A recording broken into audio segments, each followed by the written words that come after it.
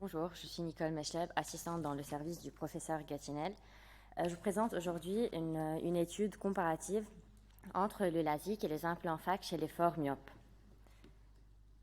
En vrai, devant ces patients, l'enjeu reste toujours de décider quelle technique serait la plus adaptée pour nos patients. Et comme l'a déjà dit le docteur Queru, les études qui datent depuis quelques années maintenant avaient montré que l'ICL est au moins égal ou voire supérieur par rapport au LASIK chez ces patients en termes d'efficacité, de sûreté, de gain visuel et d'induction d'aberrations optiques.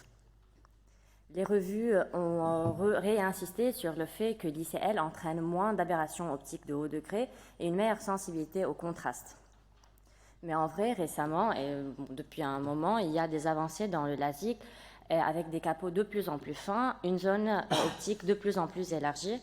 Et en même temps, les ICL sont en train de progresser, les implants FAC, avec une augmentation de la zone optique, du diamètre de la zone optique.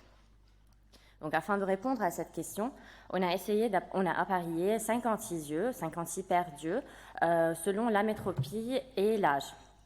En pré-op, l'équivalence sphérique dans les deux groupes, donc d'ICL apparié au LASIK, était entre moins 7,5 et moins 13,5, l'âge entre 23 et 49. Toutes les chirurgies visaient les métropies, donc les yeux dominés, myopisés, étaient exclus. Et on a suivi les patients à 1 an post-opératoire. En préopératoire, les deux groupes avaient une même acuité visuelle corrigée. Il n'y avait pas de différence dans les équivalences sphériques et la sphère était identique. Sans surprise, les patients opérés d'ICL avaient plus d'astigmatisme. En fait, les patients qui avaient plus d'astigmatisme étaient plutôt opérés par ICL que par LASIK.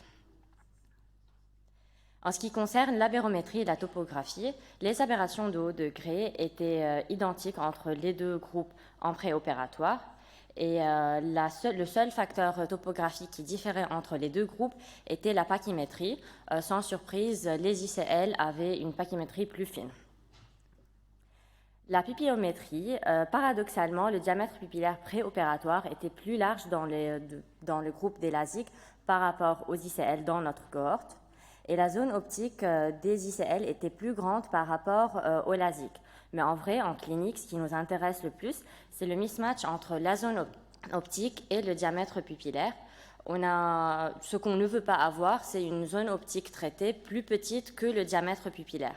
Et ce mismatch, qu'on a appelé mismatch négatif diamètre pupillaire zone optique, était en fait identique entre les deux groupes. En post-opératoire, donc à 1 an post-opératoire, les résultats réfractifs et visuels étaient satisfaisants dans les deux groupes. On avait une hémétropie, on avait atteint l'hémétropie dans les deux groupes et conservé jusqu'à 1 an. Les aberrations optiques de haut degré, les seules aberrations augmentées étaient les aberrations sphériques. Les autres étaient comme en préopératoire, en fait, non différents par rapport au préopératoire. Il n'y avait pas de différence entre les deux groupes. Dans les deux groupes, on avait une bonne sécurité, une bonne efficacité, donc une meilleure acuité visuelle qui était conservée, pas de perte visuelle. Il est juste intéressant de noter ici que dans les ICL en général et en pratique, on remarque souvent qu'il y a une amélioration post-opératoire de la meilleure acuité visuelle, un gain visuel, ce qu'on n'avait pas obtenu dans notre cohorte, probablement parce que les forts myopes de plus que moins 14 dioptries avaient été exclus afin de pouvoir apparier avec les LASIK. Et la meilleure acuité visuelle préopératoire était comme l'acuité visuelle corrigée préopératoire. Il y a une erreur ici.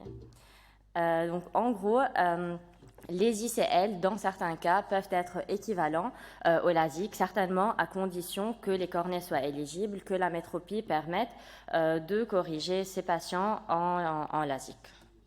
Merci pour votre attention. Merci beaucoup, Nicole.